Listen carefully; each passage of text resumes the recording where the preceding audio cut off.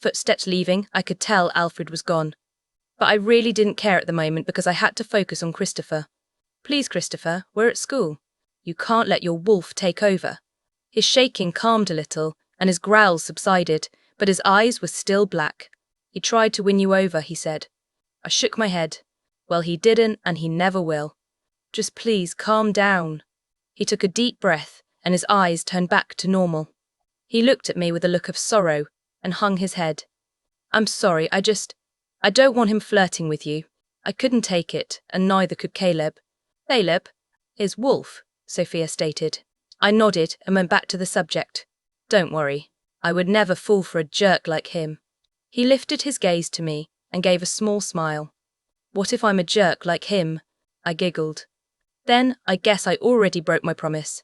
He began to beam at me. Oh, so you fell for me already? You can't resist these charms, he said while flexing. I began to blush. What? No. Let's just get my schedule for my classes, I quickly said to change the subject. Christopher laughed, and I quickly rushed ahead of him to avoid more embarrassment. A second later, he was caught up with me and continued to laugh. Butthole, I thought. When we entered the school, every single student that we saw bowed their heads to Christopher. And there were a lot. Congrats on becoming alpha, a brunette said. Hey man, congratulations, a blonde boy exclaimed. To my surprise, Christopher wasn't caught up in the moment.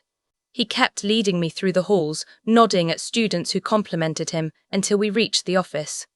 The office had an entrance and a service window with an old woman peeking through it, who, by the way, looked like she could murder anyone just by looking at them. Like normal people, we would have gone through the entrance, but it looked like a kid was being scolded at, so we obviously went to the service window. How may I? Oh, Alpha Christopher, how may I help you? The old woman said, surprisingly with a sweet and soft tone. Christopher nodded before answering. Hey, Mrs. Clinton. I was just wondering if we could have the schedule for Diana Jones. Mrs. Clinton glanced at me and gave a sweet smile.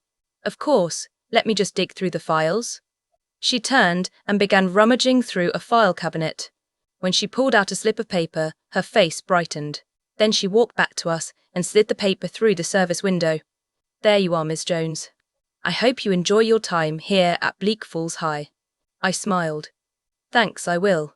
She went back to work and Christopher pulled me away. We continued to walk down the hall until Christopher snatched my schedule from my hands. Hey! He flicked his hand at me. Hold your horses. I just want to see what classes you got. I sighed as he skimmed through my classes. So, you've got Earth Science, Algebra 2, Geography, SOP, Advanced English, and Art. Wow, you got quite smarty classes. I looked over his shoulder to see the classes. Do we have a class together? Christopher laughed. Yup, SOP and English. You have Geography with Brent and Art with Melanie. I nodded. Wait, what's SOP? Oh, right, Christopher said while turning to me. It's the study of paranormals. Ever since other creatures were discovered, we added that class to our school. Before I could reply, the bell rang, catching me off guard and making me jump with shock. Christopher laughed. Wow, are you scared of a bell? I blushed. What? No, I'm as tough as nails. He chuckled and started to lead me through the halls. Sure, now let's get you to class. Don't want you to be late on your first day. I nodded. Wow, first day of school. This is going to be something fun to watch. Chapter 12. About 5 minutes ago, Christopher dropped me off at my first period and left for his class. So now I was standing at the front of the class with my panda backpack and the teacher. Class, this is Diana Jones. She's new here, so show her great hospitality. Diana, if you may please take the empty seat over there, we may be able to get on with class, the teacher said while gesturing to the only seat available. I nodded and made my way through the class until I ended up sitting in my new desk. Well, school, I thought. Bring it on. What the heck is a Greek doing in my class? I sighed. Bye, Kate. Kate marched to my desk and slammed her hands on the top. I asked a question. Greek. What are you doing in my classroom? I pulled out my schedule from my absolutely cute panda bag and handed it to her. She quickly snatched it from my hands and began reading my classes. Great, she murmured. Now I gotta take care of a stupid Greek. Hey, I pouted. I'm not stupid. She shrugged. Whatever. So, why don't you come sit next to me instead of next to this doofus? The brunette guy who I was currently sitting next to grumbled, but Kate just ignored him. Where do you sit? She pointed to a desk with a black backpack on top. Next to her desk was another occupied by a blonde-haired guy, Alfred. A shiver went up my spine. I hate that guy. Yeah, I thought. Same here. I shook my head. There's obviously someone sitting there. Before I knew it, Kate shouted at Alfred. Hey, you stupid piece of crap. Get out of that seat. It's for someone more important than you. Alfred looked up from his phone and met my eyes. Then he began to smirk. Of course, anything for that lovely lady. I shrunk down into my seat, but Kate just pulled me out of it, dragging me to where Alfred was. Alfred got up from the desk and slung a backpack onto his shoulders. But he didn't walk to my desk, no, he just waited for me to reach him. Hey cutie, he said when we reached him. Kate cocked her eyebrow. You know each other? I nodded. Yeah, he sort of made Christopher mad earlier. Her eyes widened. Oh, Christopher, as in the new Alpha? How do you know him? I gave her a I'll tell you later look. Luckily, she got the hint and nodded. Then she turned back to Alfred. So what are you doing making the Alpha angry? He shrugged while smirking. All I did was talk to this cutie, he said while wrapping his arm around my waist. Immediately chills erupted from my body. My body began to shake ferociously as I burst into a cold sweat. This didn't feel right. Only Christopher can hold me like this, not Alfred, not any other guy. From the look on Kate's face, she knew something was wrong. She slapped Alfred's hand away and began yelling at him, but I couldn't hear her. I could just see her mouth move. Are you okay? Christopher. Wow, he can sense that I'm freaking out. Why, yeah, why wouldn't I? Don't lie to me. My body began to tremble, then I crumpled to the ground. If Kate's yelling didn't get the students' attention before, then I had their attention now. They all got up from their seats and began to circle me, taking pictures with their phones. Christopher. He touched me. He put his hand around me, and now my body is freaking out. Wait, who did? I could feel Christopher's temper go up. He was already angry. Please, calm down first. Christopher sighed. Fine. There, now, who touched you? Alfred. Surprisingly, Christopher didn't freak out. I could feel him restraining his wolf and anger. I can't come to you during the beginning of class, but I know who can. Christopher ended the link, leaving me in a classroom with students surrounding me and Kate, pushing Alfred away from me, screaming at him. I felt alone, as if I was abandoned. Please, Christopher, I thought. Hurry. A moment later, I heard the classroom door slam open. Immediately, students backed away and two cold, icy hands wrapped around my shoulders. I looked up to see a smiling woman with stormy grey eyes. Miss Jones, Alpha Christopher linked me and your teacher. I'm supposed to take you to my office. I'm the nurse, by the way, she whispered. I nodded and struggled to my feet. My body was still shaking ferociously, and I was still in a cold sweat. The nurse began to lead me out the door until Kate spoke. Hey, you're not leaving me. I did help, you know. The nurse laughed and glanced at Kate. Of course, Miss Shillings. Please come along. We walked through the door and down the halls. The nurse smiled as we walked, and Kate held hers and my backpack that I seemed to have dropped when I fell to the ground. When we entered a room that looked like it was the nurse's office, it had those medical beds and stuff like that. The nurse gestured me and Kate to sit down on some chairs. I sat down, and Kate sat across from me. So, Christopher sent you for me? I asked, breaking the silence. The nurse looked at me with a kind smile on her face. Of course, Diana. He cares about you dearly, don't you know that? I blushed. Why, yes, so. Kate cocked her eyebrow at me, and I shook my head in response. By the way, the nurse said, I'm Gianna Ford. She outstretched her hand, and I took it hesitantly. Her cold fingers sent a tingle down my spine. Something's weird about this lady. Doesn't she look strange? I nodded in response. Sophia was right. Gianna was peculiar. She looked around my age, around 17 and 18. Her hair was slick black, and her eyes were stormy grey, like literally stormy. It looked like clouds slowly moving, and sometimes it looked like lightning flashed across her irises. No, Diana, Gianna said, still smiling. I'm not the peculiar one, more like you.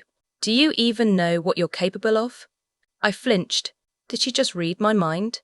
How was that even possible? Gianna began digging through a cabinet until she pulled out a flask with glowing orange liquid.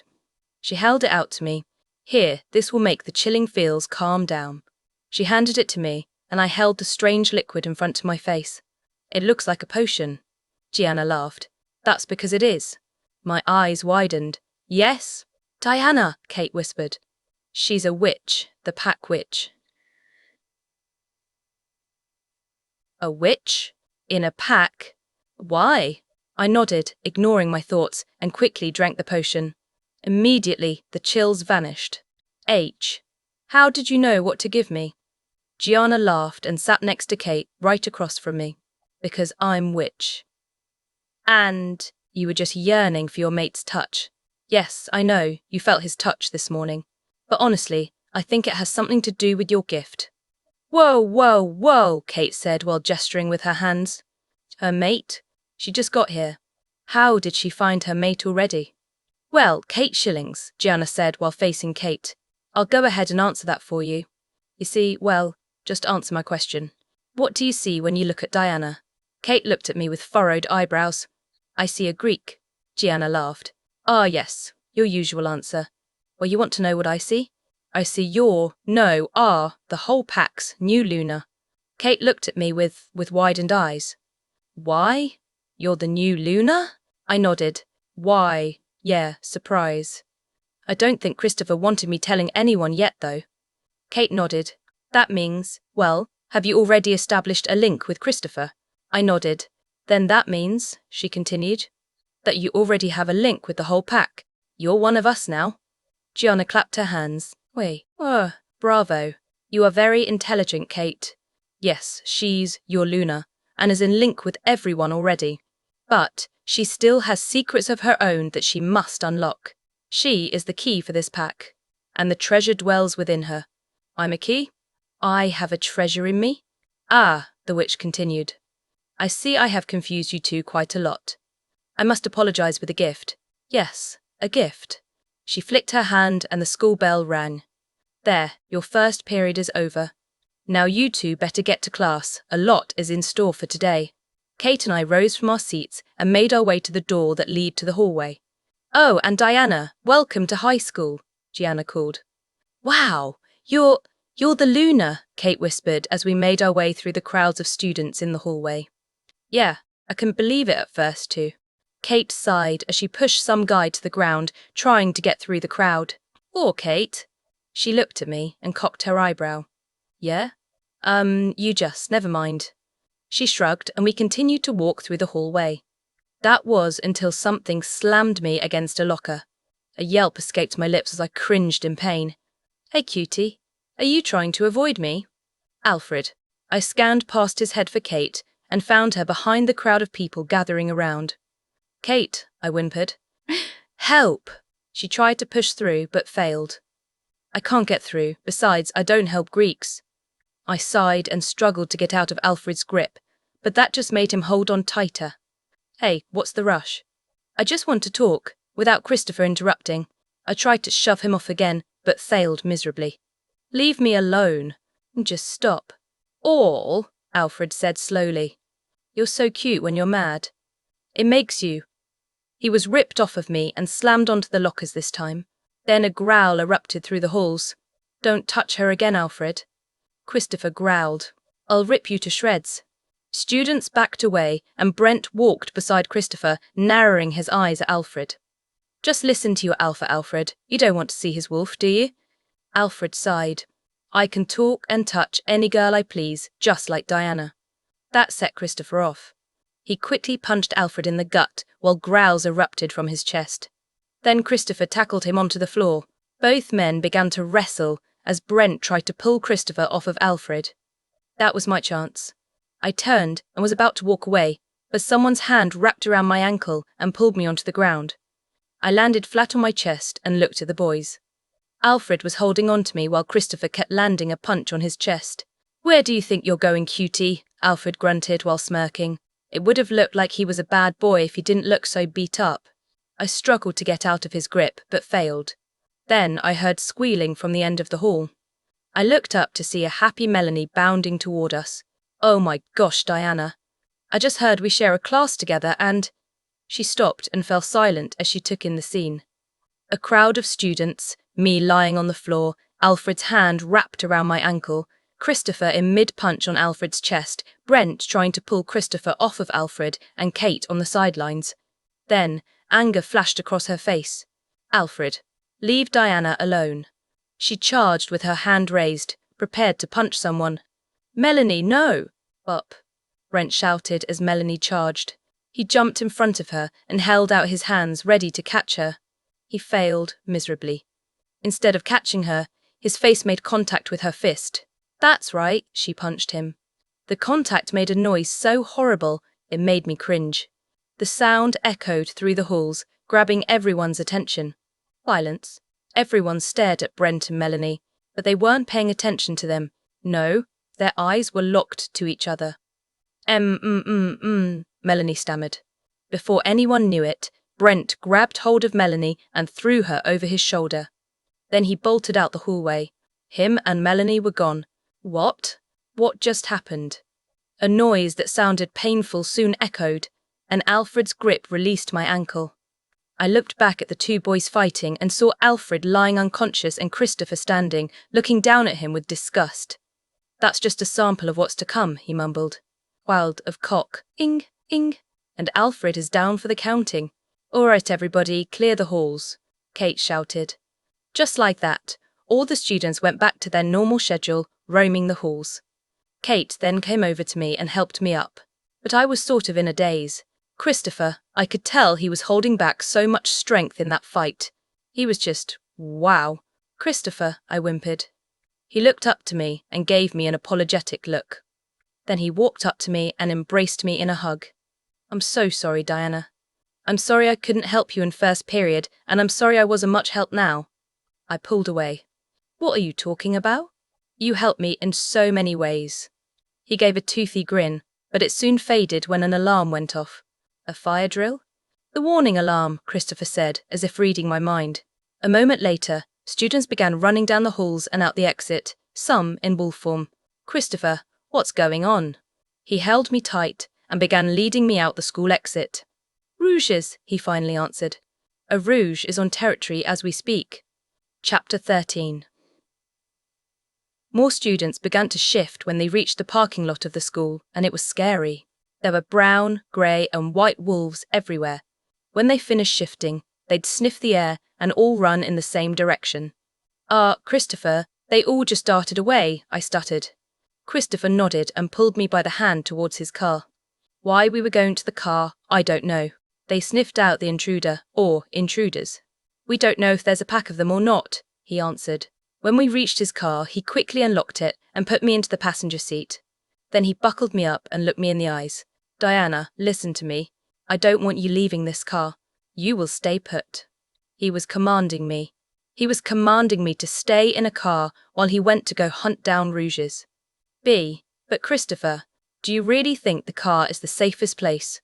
For all you know, one could come here and… He held up his hand to silence me. Do as I say, Diana. If you got hurt, just stay put. Promise me that you will. I promise. But Christopher… I was about to counter his argument, but he stepped away from the car, shut the door, then locked it. I looked at him with pleading eyes through the window, but he just shrugged me off.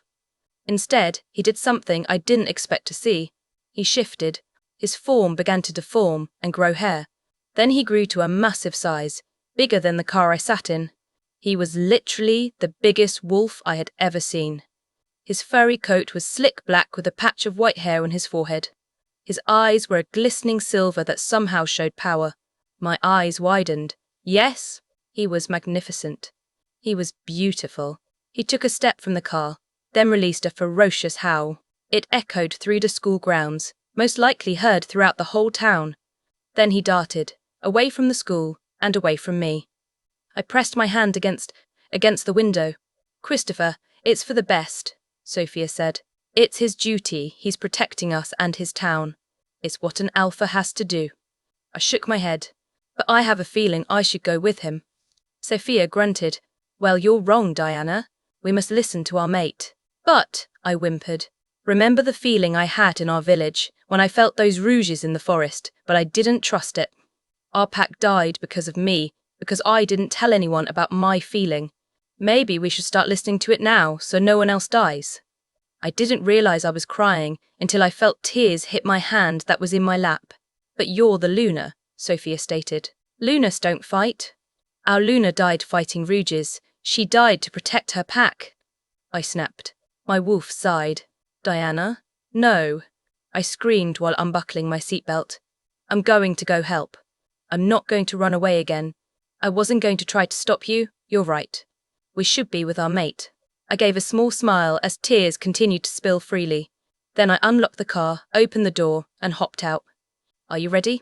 I nodded as I slipped my backpack, shoes, and dress off and tossed them into the car. No one was here, and I didn't want to rip my new things. Then I was left in a sports bra and undergarment shorts. Of course, I finally answered. I began to focus. I haven't done this in a while. I don't even remember what it felt like. Was it painful? Was it just like a sharp pang, like a cramp? Or was it just easy going? A walk in the park? I shook my head and began the process. I was shifting. My bones popped and cracked, making a painful whimper escape my lips. I grew a snout and patches of fur erupted from my body. When I finished, I looked at my reflection in Christopher's car. Even through the black shine of the car, I could see my electric blue eyes. And my fur, white with patches of black.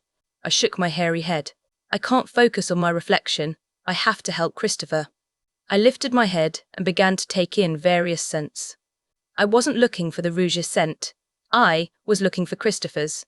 I knew his would be strongest to me. A moment later, Christopher's smell hit my nose. It was captivating, threatening to put me in a trance.